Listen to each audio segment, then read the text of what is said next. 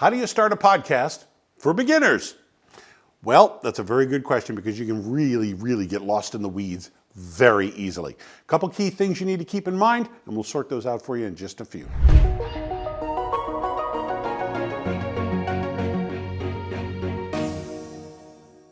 By the end of this video, you will be able to build a firm foundation on which to put any podcast and make it sustainable for the long haul. We'll go over gear considerations, some of the basics that you're going to have, and yeah, there's going to be a purchase involved. And I'll give you the quick 5-minute exercise to see if your podcast idea is truly sustainable. That way you don't have to get into the weeds and end up spending money that you don't need to spend. So let's get started. Hi, I'm Nick Nattarella with AdWise Creative. For a business podcast, one of the most common mistakes I see all the time is taking this podcast and you think it ends up being free advertising. Well, turning it into a 15 or 30-minute commercial for your business is the sheer kiss of death. That is only self-serving, and let me tell you, listeners can sniff that out in a heartbeat and they will bail very quickly. The key to a business podcast are two things. Number one, clear planning and preparation. And number two, focusing on your customer. What is it that they're expecting to hear from you? What do they need to hear from you? What do they want to hear from you? That's what they are going to be focusing on. And if you're not delivering that as a mind reader, I know it can be very frustrating, can't it? But to be honest, you are a mind reader. And I'll show you how to read minds in just a second. The foundational thing you want to avoid is not making it an ad. The easiest way to approach this and to get you focused in the right direction is think about teaching. What can you teach about your products or services that the average user or utilizer is going to want to know? Maybe even some hidden things that they're not even aware of. For example, let's say you sell the world's greatest widget. Well, did you know that if you actually turn it on its side, it really becomes a great bookend? Not many people know that about your widgets. So you're probably going to want to teach a little bit about the widget, the best books to use it for, how you're going to use it. Not so much that it comes in so many colors, because that's almost getting into selling, but how can you possibly enhance your widget and how do they get the best experience out of it because they've already got one? Maybe they're just thinking about purchasing a widget and you're going to show them how their life is going to change with your widget. Anything along those lines that you can teach, that is going to be serving your customer, not a self-serving 30-minute ad. Nobody wants to hear a 30-minute ad. They want to know what's in it for them. That's a universal radio station that everybody's tuned to, WIIFM. What's in it for me? Okay? Have you heard that one? It's pretty common. I think you've heard it before. So if you're teaching, that's what they want. Now, how do you know what topics?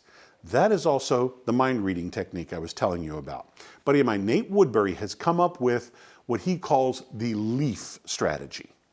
Your knowledge is a tree trunk. Everything that you know about your business, the products or the widgets that you sell, the services that you give, all that kind of stuff lumped into one giant pool of knowledge is the trunk. Now, there are different versions that you know about. For example, let's say if you're talking about, if you're a fitness trainer, okay? You know about eating, you know about exercising, you know about cardio exercises, you know about muscle resistance exercises, all that kind of stuff. Those are the different branches of this tree. Now, way out on the end of those branches are the leaves. The leaves are the specific questions that people are asking, like, how many carbs in a day should I have as part of my overall meal planning? How do I meal plan? When's the best time to go meal planning? When's the best time to go shopping?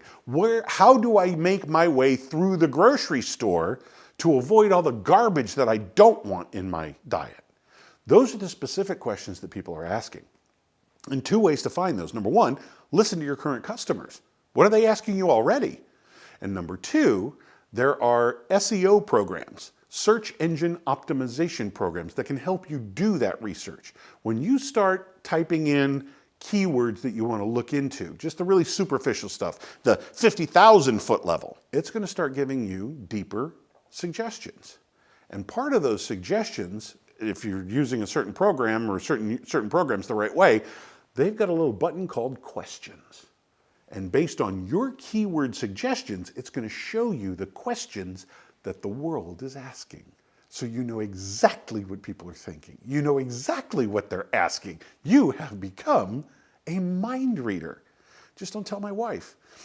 So I keep telling her I'm not a mind reader. But I'm telling you how to become one. So use it.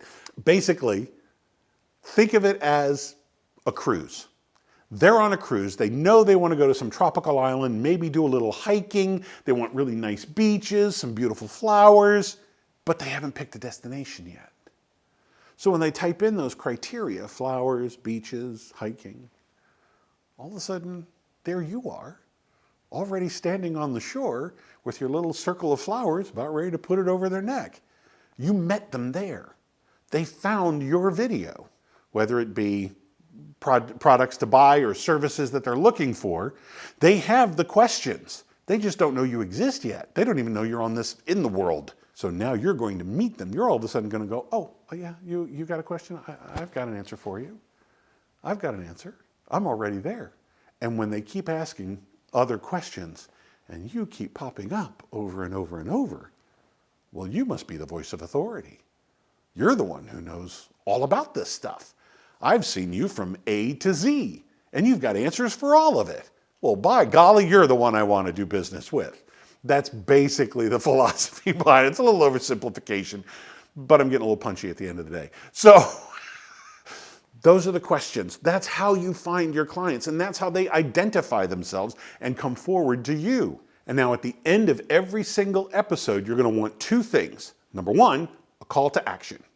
Ask them to do something at the end, whether it's drop you an email or make a comment or send you an idea or ask them a question, get them to respond to a question, anything that gets them involved. And the second is have an offer for them, some kind of an offer, an extra something to give them. And the reason why you're going to do that is for two reasons. Number one, you're going to get a feeling of where they are and what else they're looking for. And that's going to tell you which direction that they're thinking. And number two, yes, you're building an email list for your business. If your business is not building an email list, you're missing a huge opportunity. These are people who have identified themselves as interested. They might not be buying right now, but they have told you. They flat out walked up to your face and said, yeah, I like what you've got. I'm looking for what you're selling. I'm not ready to buy yet, but I'm in the market. That's half your battle right there, is finding the people who are looking for something that you're selling. So now you've identified them and now you have their email address where you can keep conversing with them. Is this making sense? Is this too high a level? Do I need to do a deeper dive on something else? Give me a comment down below if there's something you need me to cover. I'd be more than happy to put that in another video for you. Just write it down below. Or what successes are you having already? What button have you pushed that ended up being really, really good for your business? Also, brag on yourself a little bit. Go ahead and brag a little bit down below. Now, that's the philosophical side. That's the programming side. We just got done with the programming side. Let's talk gear. Obviously, you're going to need a microphone. Start there. Get a decent microphone. Doesn't have to be great. I mean, there are, $10,000 microphones out there for singers and stuff like that. You don't need that. You could probably get started for anywhere between $100 to $3,200, depending on what you wanted and how many people you needed to seat. If you're going to do a round robin, 2 or 3 people behind the microphone, yeah, it's going to cost you a little bit more. But just you could probably get by for just $100. Microphones, some kind of an interface where you plug your microphone into a little tiny mixing box that goes to your computer, probably through a USB jack, and then you do your recording right there on your computer, and you can edit probably in the exact same program. Some programs are free. One really popular one is Audacity. Others cost. Let's say a monthly subscription would be something like Adobe Audition. Pay for that every single month. I think it's $29.99. Then there's others that you can pay for a one-time fee. There's a program I use, $2.95, one time only. It's actually a video editing program, but I use the audio side of it as well independently. $2.95. It's DaVinci Resolve Studio. There's DaVinci Resolve, the free version, and DaVinci Resolve Studio is the paid-for version. Any one of those will do you well. For promotional stuff, you're going to create some graphics. Are you a graphic designer? I'm not. I have to go to Canva. Go to canva.com. It's like canvas, without the S, canva.com, and there is a free level to a subscription. And there you have a whole bunch of templates that you can drop your own picture into, change the copy, change the text, you're good to go. You've got a bunch of promotional material or thumbnails or episode ads, graphics that you can do. They only take a couple minutes. Find a couple that match your logo colors, so it all looks like it's within the family. And if you have to, take an existing one and change the colors. You haven't messed with the layout, you only change the colors to match your logo. It's very easy to do, very simple adjustments to make, and you've got some very, very professional looking results, even when you're not a graphic designer.